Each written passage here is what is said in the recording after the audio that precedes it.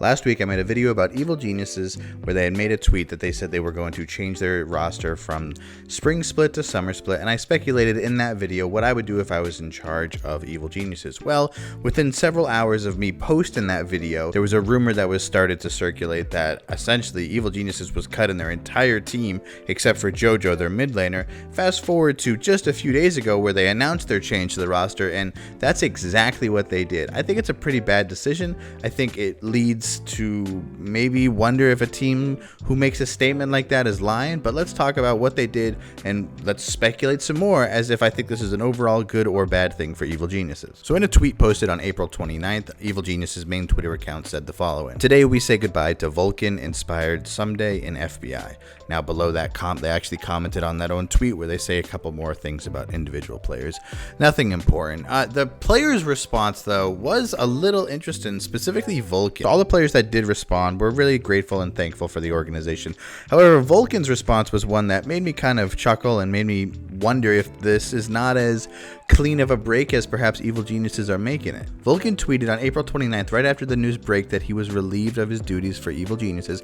He tweeted out, "Vulcan takes great pride in his commitment to competitive performance and talent development. After the outcome of Evil Geniuses' 2023 spring split or spring season, he will be making changes that fully align with this commitment." Essentially, if you don't know what that is, that's the exact tweet that Evil Geniuses made, except he changed Evil Geniuses with Vulcan. So he's essentially memeing them. And that is something I've picked up with Vulcan's personality while covering the LCS this spring split, is that whenever he's away from the game, he really does like to be kind of funny or cringy in a good way, right? Likes to make memes and stuff. And that's exactly what this is. So, but a comment like this, a post like this really makes me believe that this was something that players were caught off guard by, and B, it just doesn't make any sense. It doesn't make any sense why Evil Geniuses would make a post saying they want to commit to their competitive performance if they're going to have to build a completely different roster and hope the only way they do well in Summer Split is if they get lucky.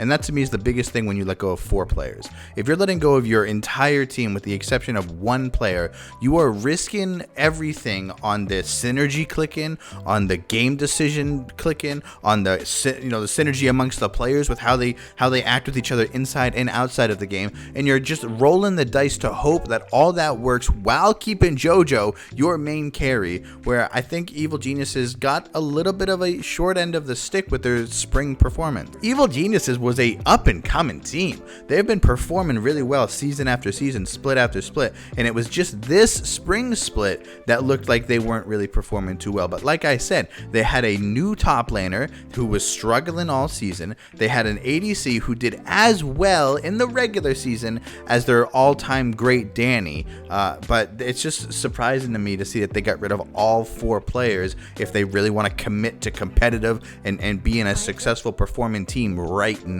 And now the dark side of it all is that esports is struggling. There's no surprise there. Teams are leaving leagues. Organizations are repeating record-breaking losses.